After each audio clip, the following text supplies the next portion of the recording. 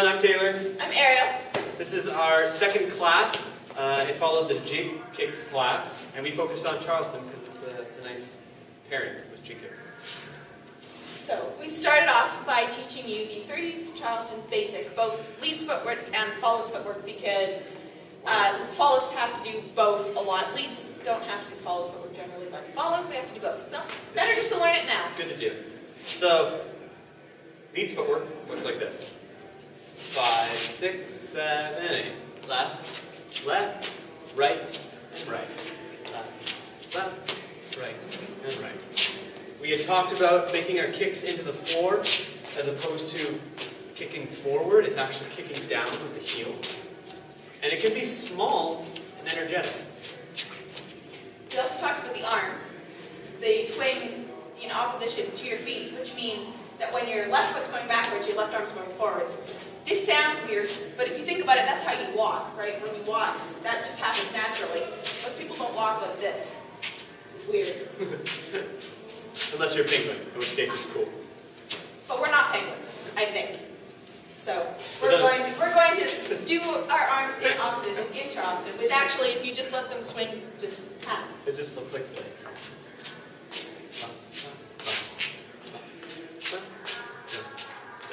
So then we did follows footwork, Yes. which is just the other way. So follows footwork, we're starting on the other foot.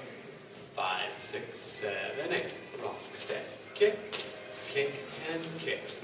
Rock, step, kick, kick, kick. Step, kick, kick, kick. Rock, step, kick, kick, and kick. So that was our by ourselves Charleston. Then we partnered up, and we did it again. What we talked about here is full connection. So we're connected at the hip right here. We're connected at the shoulder here. Ariel's hand is on my shoulder. My hand is around her waist, and you can see my fingers here hooked. Yeah.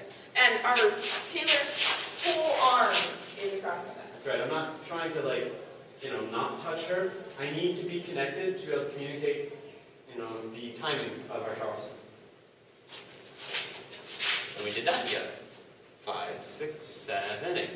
Step, kick, kick, kick. We played a couple fun games where we had you dance to a song, but try and dance off beat to communicate changing speed, sort of irrelevant to the music. Not that you would use this dancing, but that the connection here allows you to do that.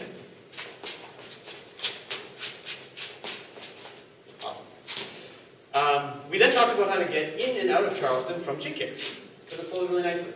So into it, we have our 6-count basic, kick, kick. When I want to go in, it's just a nice big circular rock step. Rock step, kick, kick, kick. As follow, my clues for that one are that, because of course, it feels like a tuck turn. That first part feels like a tuck turn. But my clues are that Taylor moves his hand from on my shoulder blades, right where it usually is, right here, down to my waist in the Charleston position. That tells me Charleston. He will also tend to get lower as he goes into Charleston than is his sort of comfortable 6-count, or whatever you want to call it, position, which is another clue. That's right. And that connection takes us And the down. connection, yeah. So once we're here, we can get back out of this again on the rock steps. Rock step, kick, kick, hold, kick, rock step, kick, kick. So all that's happening there is we rock step open just a little bit further and a little bit more of like a circular rock step than our straight back rock step. And then we follow that up with a kick into close. That's really important, because if you don't make that close obvious, one person's going to be facing forward, the other one's facing sideways, and likely you'll kick each other. Yes. I think that was actually all we talked about for partner Charleston. We practiced making sure that connection was clear, and we played with this by having the leads select a number and do that many Charleston, and then try and get in and out.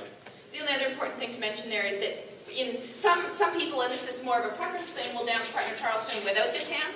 Some people dance it with this hand all the time. It's up to you. Yep. If you're of the type that dances without that hand, in the basic before you want to move back into 6-count, you need to ask for the hand.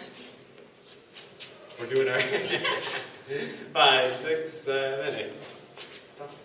Like so. Just ask for the hand at any point. follows. You should sort of keep that in the corner of your eye so that you see it when he reaches for your hand and just put yours in. Yep. Then we moved on to some solo jazz Charleston. We worked on leads forward because you tend to dance the lead side, tend to, not always, if you're dancing by yourself. Some of the stuff we played with was the slide, rock, step, kick, kick, and slide. You might know that from the Boilermakers routine.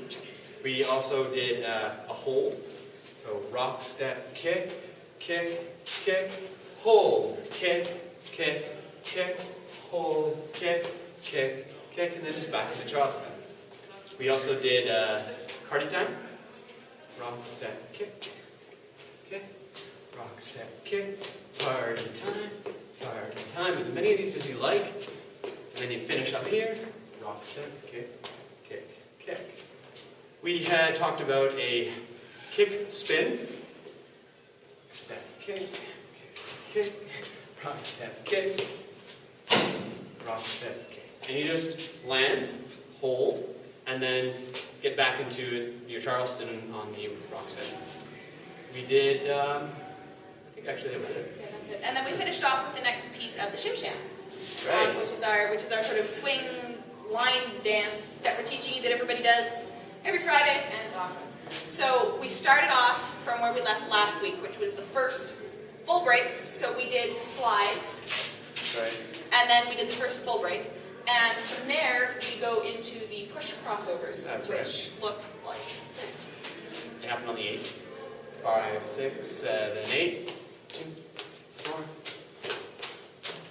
Dun, dun, dun, dun, dun. We then talked about tackianis, which start with a stomp off. They look like this. 5, 6, 7, and 8. 2, 5, 6, 7, and 8. 3, 4, 6, 7, and 8. 1, 2, 5, 6, 7. Making sure that you don't go into another stomp off. And then you go into your break. Touch, step, step, step, step. I think that's all we covered today. That is all we covered today, yeah. A few useful points there. When you come forward from the first full break, what we taught last week, that forward step is the push. They're sort of like mini lunges. If you see when we do them sideways, we're actually stepping as though it was a mini lunge. And then you cross over and you change feet. Full weight transfer. You The can other see way. that Ariel's feet are Yeah. coming off the ground each time. So on and so forth, yes. And then we emphasize that the tackiani starts with the stomp off. It doesn't end with the stomp off, because if you end it with the stomp off, you'll get super confused on the timing. That you can do whatever you want for arms on the tackianis. You'll see lots of people do this.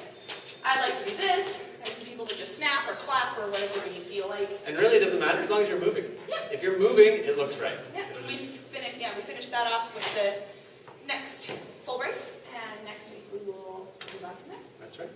So, practice your Charleston. Get sweaty. Come dance with us on Friday. Thanks, guys.